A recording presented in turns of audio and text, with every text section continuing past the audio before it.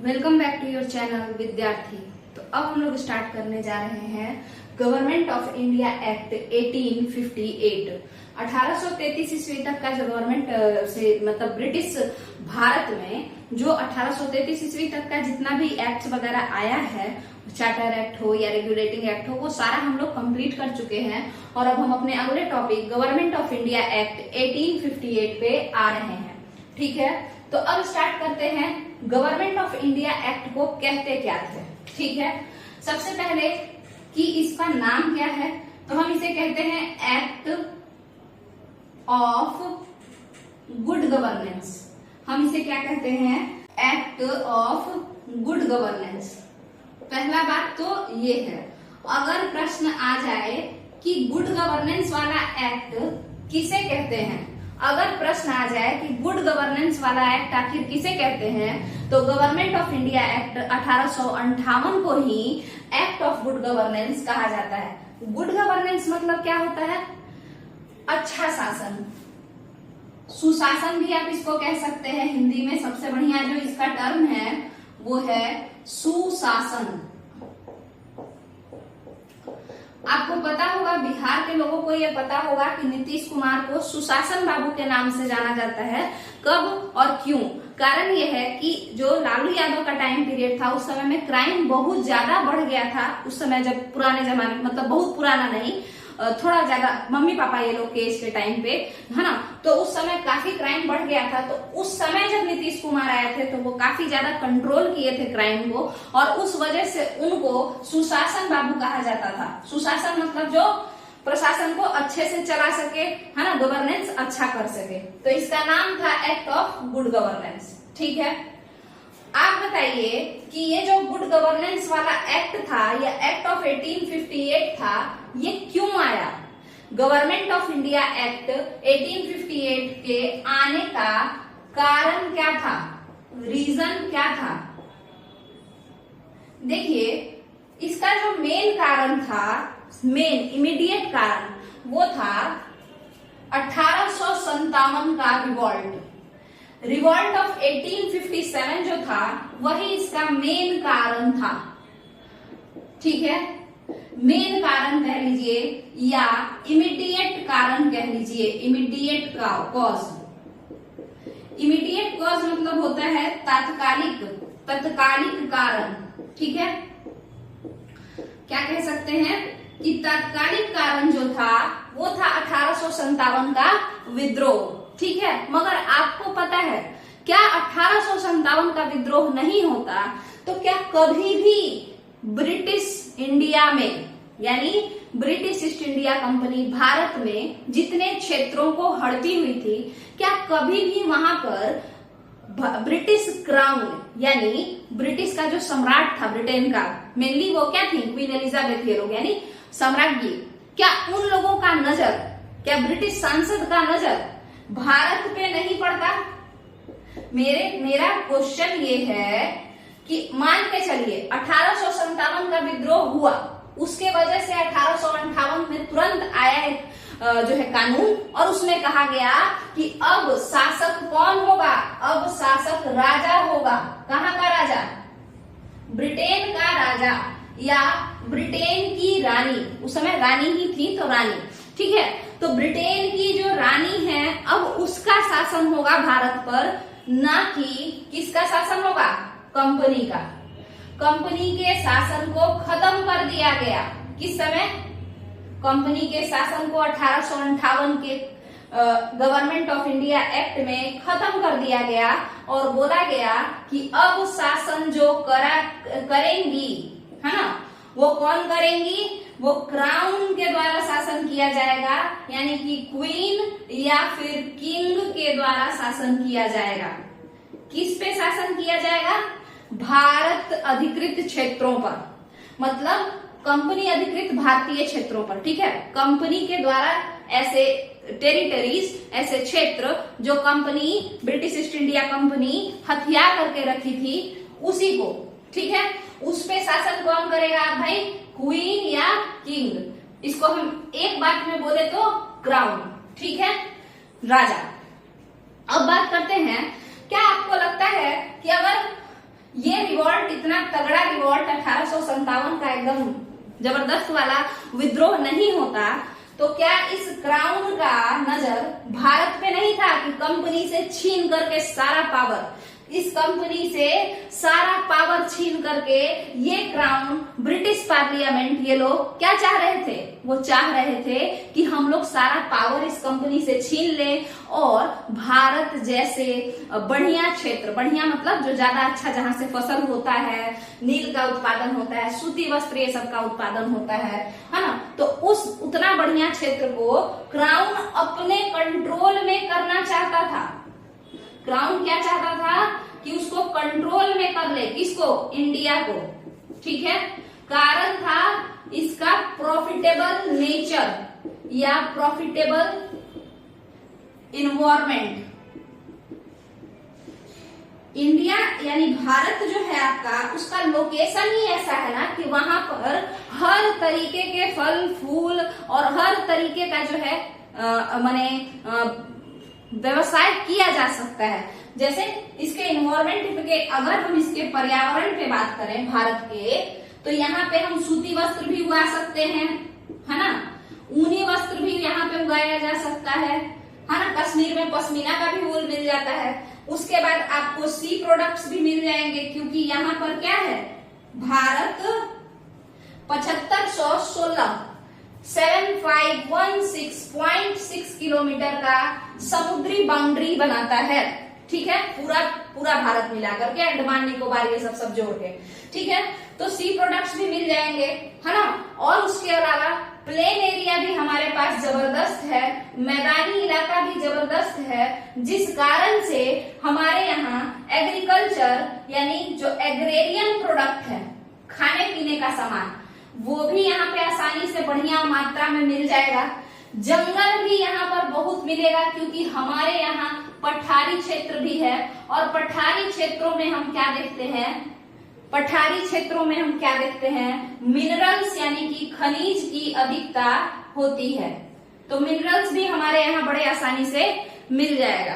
तो कुल मिला जुला करके आप देख रहे हैं कि भारत नेचुरली, प्राकृतिक तौर पर एक प्रॉस्पेरस रीजन है, एक समृद्ध क्षेत्र है। ठीक है, और इस कारण से ये जो क्राउन है, ये जो ब्रिटिश क्राउन है, और ब्रिटेन में जो सांसद लोग हैं, जो एमपी लोग हैं, उनका बुरा नजर पहले से ही कंपनी के भारतीय क्षेत्रों पर था। तभी तो वो लोग हर बात पे रेगुलेटिंग एक्ट लाए, तो थोड़ा पावर छीन लिए। ऐसे करते करते धीरे धीरे इस कंपनी का पावर वो लोग पहले ही से छीनते जा रहे थे, धीरे धीरे कर करके। 1833 आते आते आप देखे होंगे कि कंपनी को सीधे सीधे एडमिनिस्ट्रेटिव यूनिट, प्रशासकीय इकाई बना दिया गया, और कंपनी के पास जो व्यापार करने का अधिकार था वो सारा छीन लिया गया। किसके द्वारा छीना गया? भारतीय लोगों के द्वारा थोड़े छीना गया, क्राउन के द्वारा छीना गया। इसका मतलब है कि 1857 की क्रांति अगर नहीं भी करते भारत के लोग, तो भी कुछ सालों बाद, हो सकता है कि 1858 में नहीं, बट कुछ सालों बाद जरूर क्राउन पूरे भारत का प्रशासन अपने हाथों में ले लेता। कौन क्राउन? British crown. ठीक है, ब्रिटिश राज पूरे भारत का प्रशासन ब्रिटिश ईस्ट इंडिया कंपनी से छीन करके अपने हाथों में ले लेता। चाहे हो सकता है कि 1858 में नहीं लेता, मगर जल्दी ही ये लोग पूरा पावर छीन लेता, क्योंकि क्राउन पहले ही से यहाँ के समृद्ध क्षेत्रों को देख करके इधर लालच का मोड ऑन हो चुका था। ठीक है, तभी धीरे धीरे ये ब्रिटिश ईस्ट इंडिया कंपनी का पावर इसके हाथों से छीना जा रहा था। किसके द्वारा? ब्रिटिश पार्लियामेंट के द्वारा। ठीक है, तो यहाँ पे हम लोग देखें कि इस गवर्नमेंट ऑफ इंडिया एक्ट का नाम क्या है, तो एक्ट ऑफ गुड गवर्नेंस। हमने यही देखा कि गवर्नमेंट ऑफ इंडिया एक्ट का नाम क्या है, एक्ट ऑफ गुड गवर्नेंस। फिर हम लोगों ने देखा कि क्या कारण था, कारण को हम कॉजेस भी कह सकते हैं या रीजन भी कह सकते हैं। क्या कारण था एक्ट ऑफ गुड गवर्नेंस या गवर्नमेंट ऑफ इंडिया एक्ट के आने का? तो मेन कारण, उस समय का जो तत्कालिक कारण था, वह 1857 का सिपाही विद्रोह था। ठीक है, अब 1857 एक सिपाही विद्रोह है या स्वतंत्रता संग्राम का प्रथम विद्रोह है, ये हम लोग 1857 में बताएंगे। अलग अलग लोग इसके बारे में, अलग अलग इतिहासकार, अलग अलग बड़े लोग जो हैं वो लोग अलग अलग बात इसके बारे में कहते हैं। अभी इसको छोड़ करके हम लोग ये समझते हैं कि कारण इसका क्या था।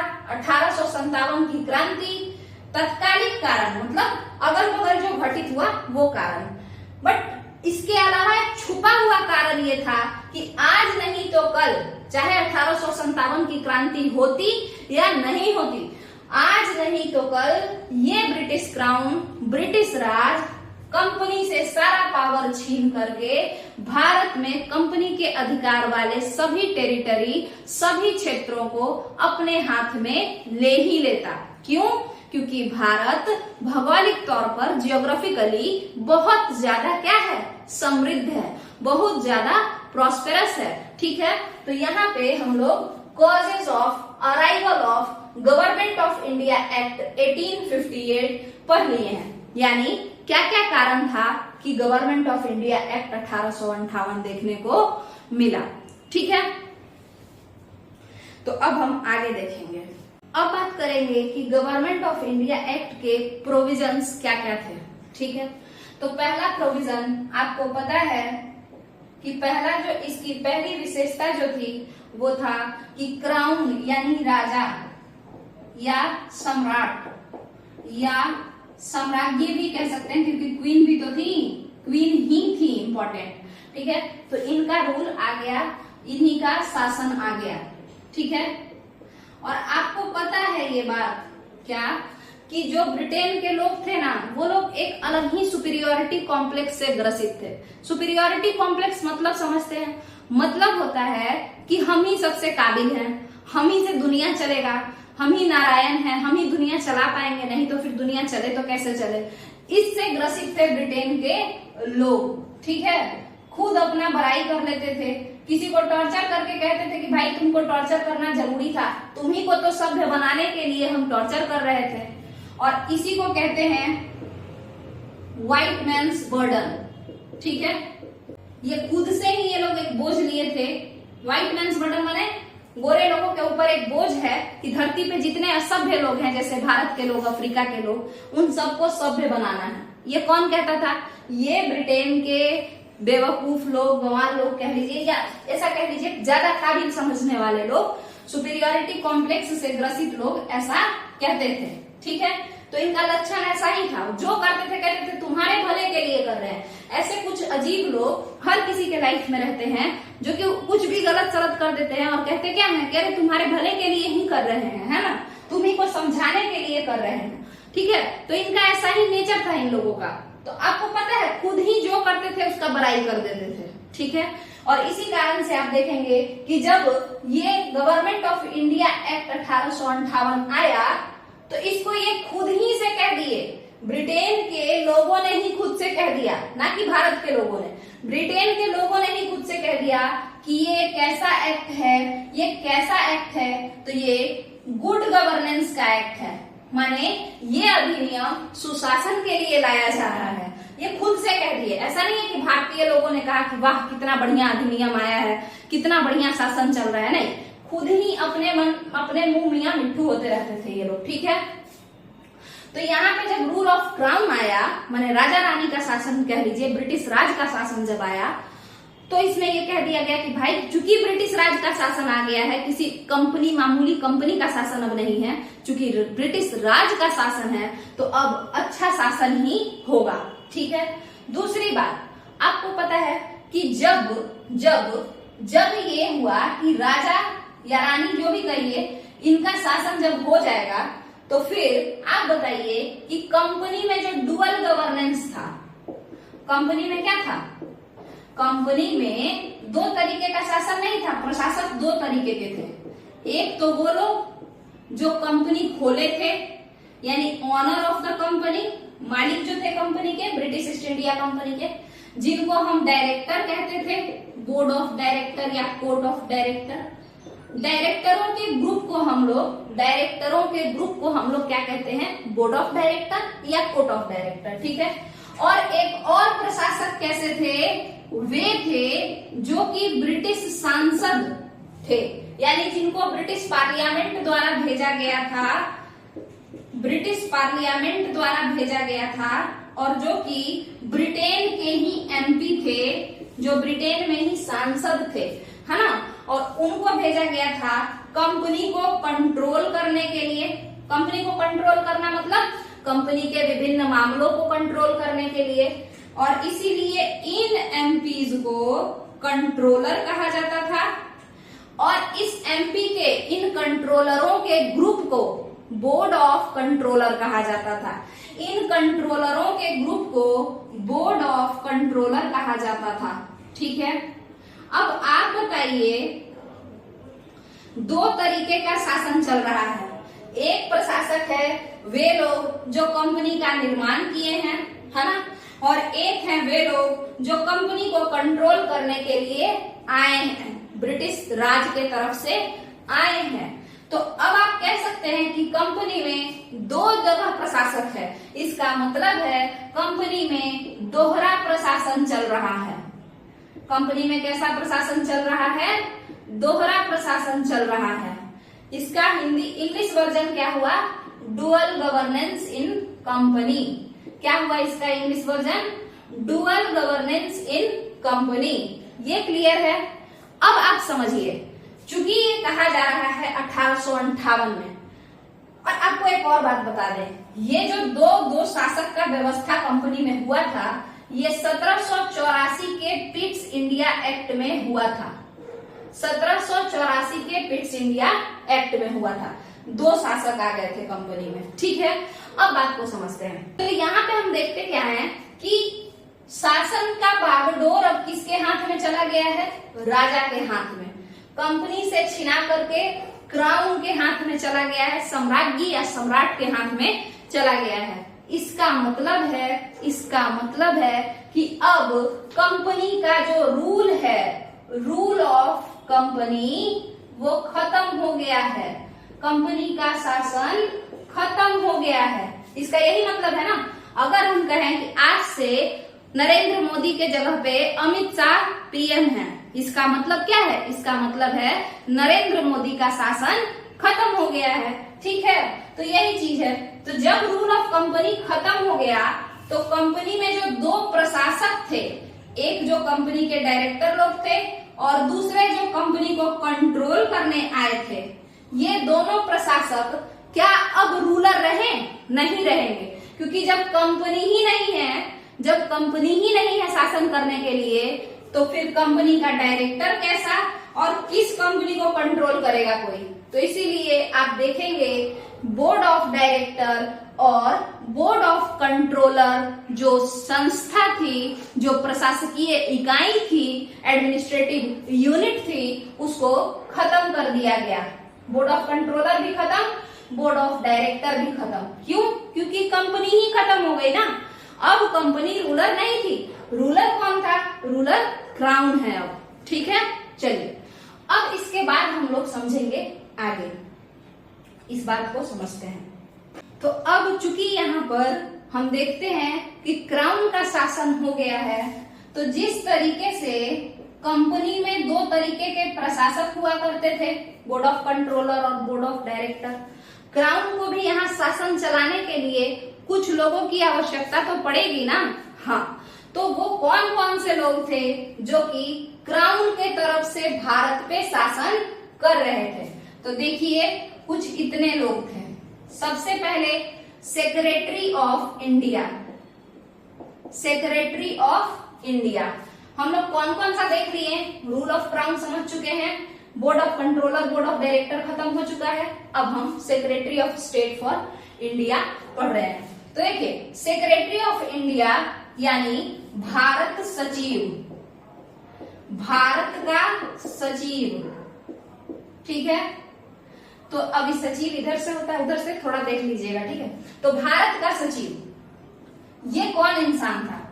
क्राउन की तरफ से ये भारत पे शासन करने वाला था। ठीक है, जैसे कंपनी के समय में बोर्ड ऑफ डायरेक्टर और बोर्ड ऑफ कंट्रोलर नाम की एक इकाई भारत पे शासन करती थी, उसी तरीके से क्राउन का जब शासन भारत पे हुआ तो यहाँ पे हम लोगों ने क्या देखा कि भारत का एक सचिव बनाया गया जो कि भारत पे शासन करेगा।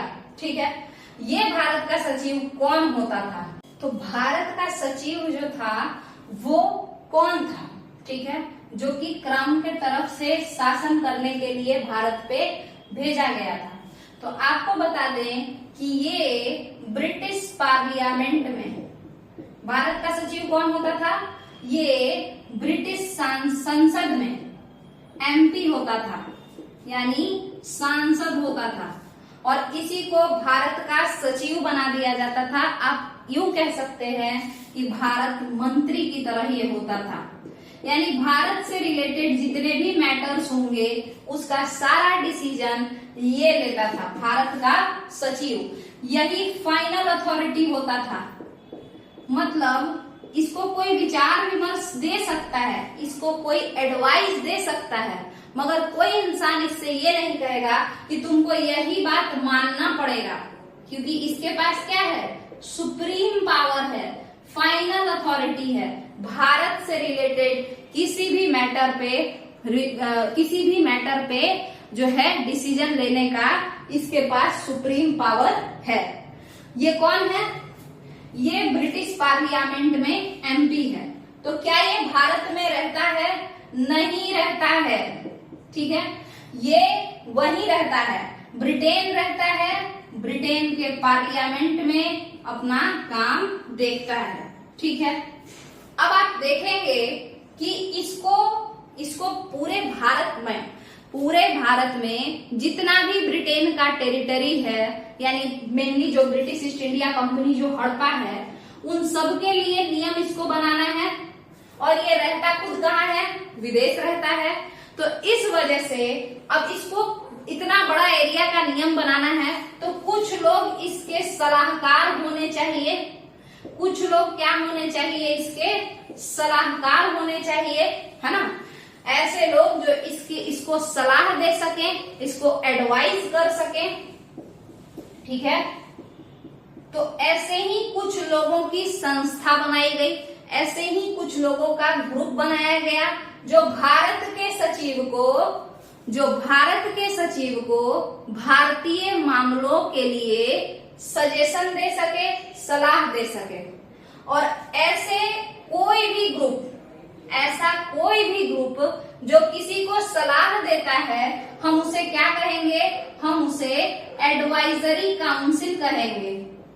ऐसा कोई भी ग्रुप जो कि सलाह देने के केवल काबिल हो, यानी उसका बात मानेंगे नहीं हम बस सलाह ले सकते हैं उससे, और वो हमको केवल सलाह दे सकता है। ऐसा जो भी ग्रुप है, अगर वो केवल सलाह दे सकता है तो हम ऐसे ग्रुप को एडवाइजरी काउंसिल कहते हैं। ठीक है, यानी इसका बात मानना जरूरी नहीं है, ये सलाह देगा। अब जब ये सलाह देगा सचिव को, सचिव अपने मन से डिसाइड करेंगे कि क्या हम ये बात माने या नहीं माने।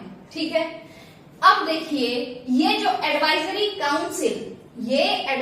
काउंसिल जो है किसका? भारत के सचिव का जो एडवाइजरी काउंसिल है, जो उसको सलाह देता है ना, जो उसको सलाह देता है, उसी काउंसिल, उसी ग्रुप, उसी परिषद का नाम है इंडियन काउंसिल, भारतीय परिषद। इसमें टोटल कितने लोग हैं? 15 सदस्य हैं। इसमें टोटल कितने लोग हैं?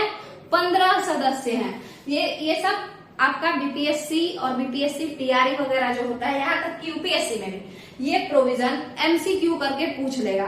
ठीक है, चलिए, तो 15 सदस्य हैं। इसमें किस टाइप के लोगों को इसका सदस्य बनाया जाता होगा? ऐसे लोग जो भारत को जानते हों, जिनको भारत की समझ हो, ऐसे विदेशी लोग, है ना, ऐसे ब्रिटेन के लोग जिनको भारत की समझ हो। तो आपको पता है 8 लोग चुनता था कौन? संसद, ब्रिटिश संसद 8 ऐसे लोगों को चुनता था जिसको कि भारत की समझ हो, उसको इसमें भर्ती दे देता था कि आप भारत परिषद के मेंबर हैं। और 7 लोग कौन चुनता था?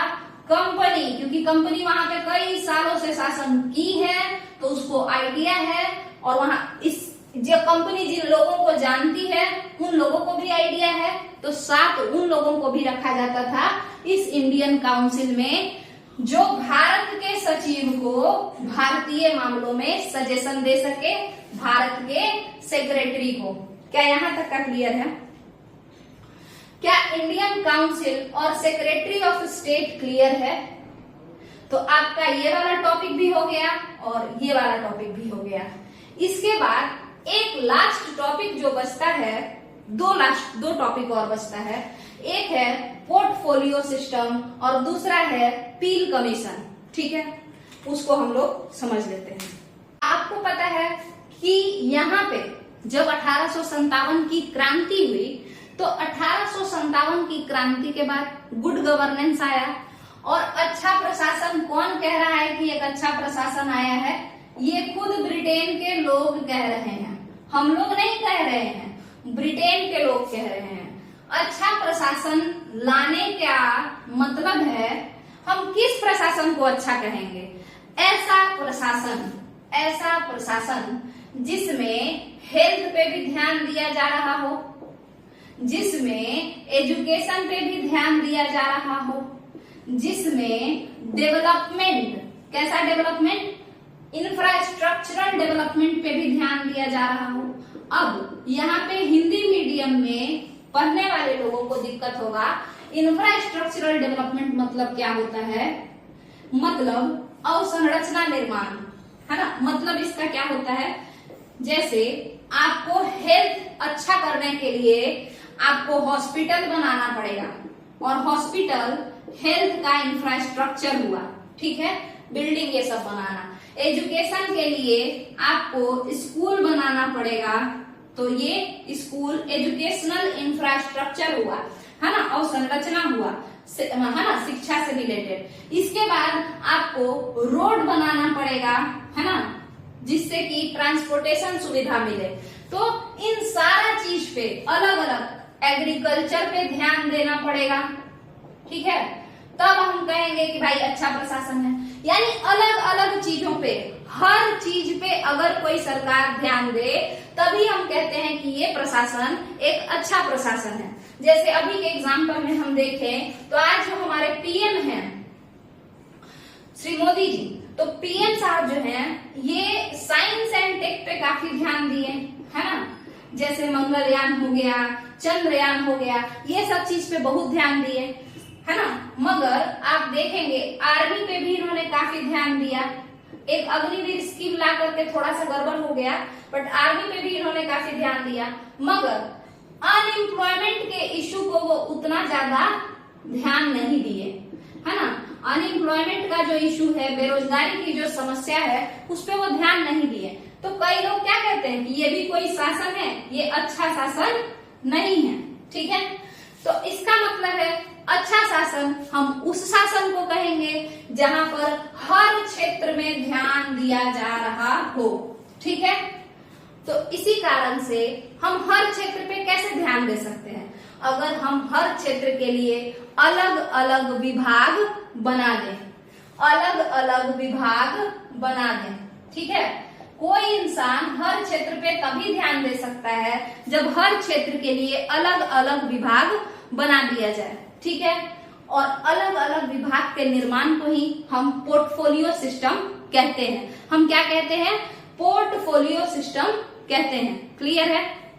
तो 1858 में ये बात ब्रिटिश राज के मन में, यानी जो ये 1858 का एक्ट बना करके भेजे थे, उनके मन में ये बात आया कि क्योंकि हम लोग अच्छा शासन करना चाहते हैं भारत में, इसीलिए हम हर एक चीज के लिए एक अलग अलग विभाग बना देंगे, ठीक है। ये मन में आया, ये कहा गया 1858 में कि हर चीज के लिए अलग अलग विभाग बना देंगे, ठीक है, अलग अलग पोर्टफोलियो बना देंगे, ठीक है। मगर क्या 1858 में कहें और 1858 में ही बन जाएगा? नहीं। तो इस वजह से हम लोग क्या देखेंगे कि 1859 में क्या देखेंगे हम लोग? 1859 में पोर्टफोलियो सिस्टम को लाते हैं। कौन? विभागीय प्रणाली को लाते हैं। कौन? उस समय के जो वाइसरॉय होते हैं, लॉर्ड कैनिंग, ठीक है। तो लॉर्ड कैनिंग जो थे वो लेकर के आते हैं क्या चीज, विभागीय प्रणाली, ठीक है। और बाद में 1861 के एक्ट में इसको क्या कर दिया जाता है, इंट्रोड्यूस कर दिया जाता है। जैसे कैनिंग सजेस्ट किए कि विभागीय प्रणाली 1859 में हम लाना चाहते हैं, ठीक है। तो वो छोटे स्तर पे ही ला सकते हैं और 1861 में एक्ट के मदद से आ गया कि हाँ भाई अब विभाग हर क्षेत्र का बनेगा, ठीक है, 1861 के एक्ट में। क्लियर है? तो ये हो गया आपका एक पोर्टफोलियो सिस्टम का कहानी। अब क्वेश्चन पूछा था एक बार कि पोर्टफोलियो सिस्टम यानी विभागीय प्रणाली के पितामह भारत में कौन है, तो वो लॉर्ड कैनिंग है, ठीक है। इसके बाद आप यहाँ पे सेक्रेटरी के बारे में समझ लिए और उनके काउंसिल के बारे में समझ लिए। मगर ये जितने भी लोग थे, सेक्रेटरी हो, हम लोग कई चीज देख लिए कि भाई सेक्रेटरी हो या इंडियन काउंसिल हो जिसमें कि 15 मेंबर थे, ये सारे लोग ब्रिटेन में रहते थे, ठीक है, और ब्रिटेन से भारत का शासन चलाते थे, ठीक है। तो कोई ऐसा तो होना चाहिए ना शासक जो कि भारत में रह के भारत का शासन चलाए, जो क्राउन का प्रतिनिधि करता हो भारत में, जो क्राउन का रिप्रेजेंटेटिव हो, कहाँ पे, इंडिया के अंदर। तो ऐसा कौन था,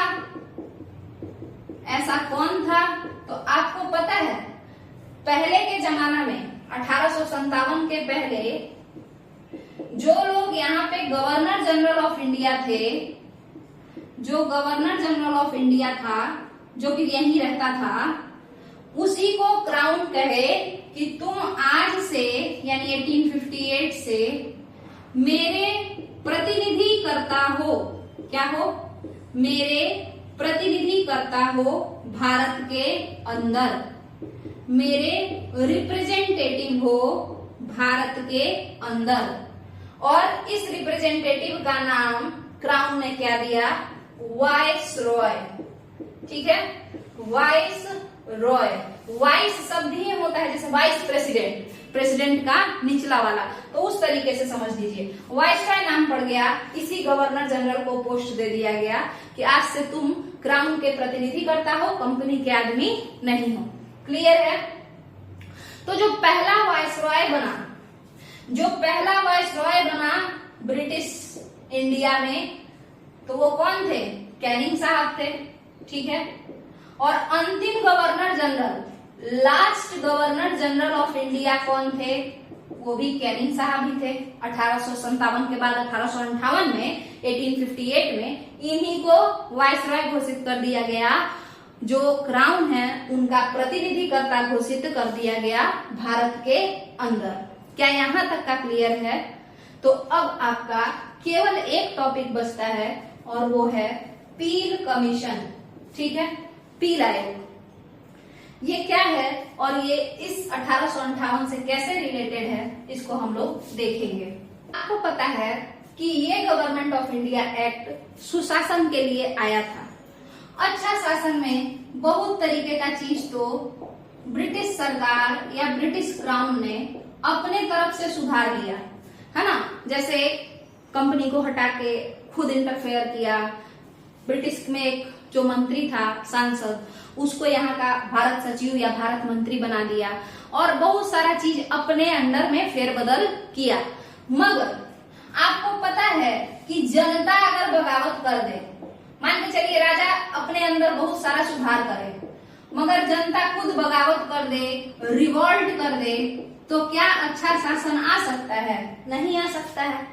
तो 1858 के गवर्नमेंट ऑफ इंडिया एक्ट में जो ब्रिटिश क्राउन था वो एक और बात से थोड़ा सा डरा हुआ था कि 1857 जैसा क्रांति, 1857 के जैसा क्रांति, रिवॉल्यूशन दोबारा से ना हो जाए, ठीक है, दोबारा ना हो जाए, है ना, रिपीट ना मार दे। इसीलिए इन लोगों ने कहा कि हमें अपने अंदर तो सुधार हम लोग कर ही लिए हैं, मगर उसके साथ साथ जो भारत में सिपाही लोग हैं, सिपाही को ये लोग क्या कहते थे, भारतीय सिपाहियों को सिपोय कहते थे। तो भारत में जो सैनिक हैं, जो सोल्जर्स हैं, उनमें भी थोड़ा चेंजेस करना पड़ेगा। तो इसमें क्या क्या चेंज हुआ? 1858 के एक्ट में लिखा हुआ था कि पहले 5 इंडियन और 1 यूरोपियन एक ग्रुप में होता था। पहले क्या होता था? 5 इंडियन और 1 अंग्रेज एक सिपाही के ग्रुप में होता था, ठीक है। मगर अब कर दिया गया कि इसको 2 इंडियन और 1 अंग्रेज कर दिया जाए, ठीक है। उसके अलावा कुछ लोगों को, कुछ कम्युनिटी को, कुछ किसको? कुछ कम्युनिटी के, कुछ इंडियन कम्युनिटी को कहा गया कि ये लोग योद्धा हैं। कुछ इंडियन कम्युनिटी को क्या कहा गया? ये लोग योद्धा हैं। योद्धा माने वॉरियर। और कुछ को कहा गया कि ये लोग लड़ाकू नहीं हैं, यानी ये झगड़ा, लड़ाकू मतलब फटाफटी वाला लड़ाकू नहीं, सेना बनने लायक, ठीक है। कुछ लोग सेना बनने लायक हैं और कुछ लोग सेना बनने लायक नहीं हैं। तो किन लोगों को कहा गया कि ये सेना बनने लायक नहीं है? बंगाल के लोगों को, जो बंगाल के सैनिक थे, जो बिहार के सैनिक थे, जो अवध के सैनिक थे, क्योंकि ये जो लोग थे, इन्हीं लोगों ने 1857 की क्रांति में अंग्रेजों को धूल चटाया था। तो इनको घोषित कर दिया गया गैर लड़ाकू, ठीक है। और कुछ लोगों को योद्धा या लड़ाकू घोषित किया गया। कुछ भारतीय सैनिकों को योद्धा या लड़ाकू घोषित किया गया। और ये कम्युनिटी थे Sikh community, Gorkha community, Pathan community. ये कुछ ऐसे लोग थे जिनको की कहा गया कि ये कौन है? योद्धा हैं। क्यों कहा गया? क्योंकि इन लोगों ने 1857 की क्रांति में अंग्रेजों का मदद किया था, ठीक है। ये लोग अंग्रेज का मदद किया था 1857 की क्रांति को दबाने में। और ये जो सैनिक थे इधर के, इन लोगों ने 1857 की क्रांति में अंग्रेजों को धूल चटाया था। तो ये था पील कमीशन, एक पील आयोग बैठा था और वो बताया था कि अच्छा शासन, अपने अंदर सुधार के साथ साथ जो पावरफुल लोग हैं, जो झगड़ालू लोग हैं, उसको शांत करोगे तभी जाकर के आ पाएगा, तभी जाकर के आसानी से लूट पाओगे भारत को, नहीं तो फिर दोबारा पिटा जाओगे बहुत ज्यादा बढ़िया, ठीक है। तो यहाँ पे हम लोगों का government of India act 1858 complete होता है। और अब आपको अगर वीडियो पसंद आए तो वीडियो को लाइक कीजिए, लोगों में शेयर कीजिए। काफी कम रीच जाता है, इस वजह से थोड़ा सा डिमोटिवेशन फील होता है, और ठीक है, जहां तक हो सके लोगों में शेयर कीजिए, खुद देखिए। और अगर अच्छा लगे वीडियो तो वीडियो को लाइक करके, और कुछ अगर पूछना हो इसमें से तो नीचे कमेंट में पूछ सकते हैं। और अगर आवाज कम ज्यादा लगे तो आप अपने तरफ से मैनेज कर सकते हैं। और उसके अलावा अगर फास्ट स्पीड लगे कि ज्यादा ही तेज पढ़ाया जा रहा है तो आप YouTube के जो सेटिंग है उससे स्पीड को कम या ज्यादा कर सकते हैं। चलिए, धन्यवाद।